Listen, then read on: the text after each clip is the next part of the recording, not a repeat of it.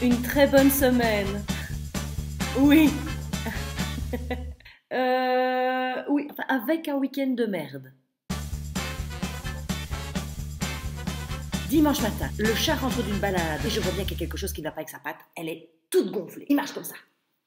Et là, je me dis, ouh. Et j'appelle Bertrand, mon mari. Je lui dis, je vais aller chez le vétérinaire. On va pas laisser ce chat dans une atroce souffrance. J'arrive chez la vétérinaire. Elle lui tond la patte. Et là, directement, on voit une morsure de rat. Il est complètement infecté. Et moi, je suis là, je me dis, mais moi, j'avais autre chose à faire de mon dimanche après-midi, hein. J'ai 2 mannes de linge à repasser. Ce n'est pas le chat qui va repasser mon linge, hein. Ah, c'est une scène complètement surréaliste, avec un vétérinaire qui insiste comme ça. Il se met à faire un mouvement avec ses mains pour extraire le... Oh, j'ai même repensé à Friends, Phoebe. Tu pues le chat, tu pues le chat. Oui, non, c'est pas drôle. Là, elle me dit, écoutez, soit je l'opère, soit il va... Vous l'opérez, je suppose. Donc moi, je la regarde et je dis, oui. Combien 350 €. J'appelle Bertrand pour avoir son avis. Et là, Bertrand me dit, tu ne vas quand même pas tuer le chat. Enfin, comme si c'était moi qui étais responsable de tuer le chat. Enfin, d'accord que c'est moi qui m'en occupe et qui vide ses petites crottes avec la petite pelle là dans son bac, mais enfin, quand même, c'est pas moi qui suis responsable de tuer un chat. Bertrand, il ne prendrait jamais ce genre de décision. Bertrand, il préfère encore avoir un chat bord une cul-de-jatte et qui se chie dessus que... À ce moment-là, je pense... Enfin, si je vivais seule, ce serait plus simple.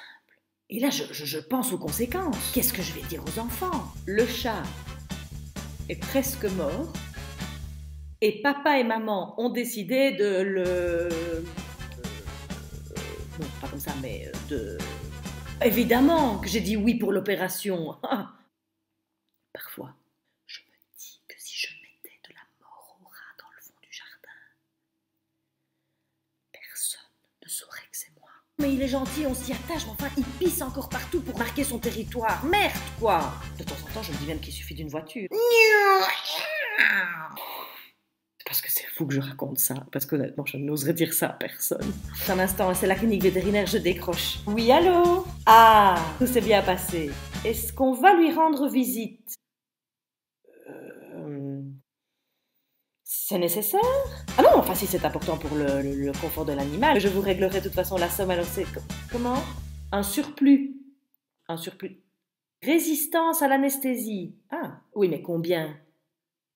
89 €. Mais enfin, vous auriez pu me téléphoner avant de prendre la décision. Oui, d'accord, il était sur la table et il allait se réveiller. Mais enfin, c'est quand même mon chat. C'est quand même moi qui décide si mon chat doit se réveiller ou non, quand même. Enfin, il me semble. Je sais que les enfants vont être super contents, hein, mais enfin bon, pour ce prix-là, je leur payais un trampoline, hein. Ah, ah. Le fait que enfin, vous ne disiez rien, là, c'est pour m'aider. Pour que je retrouve ma voix intérieure. Il y a du boulot.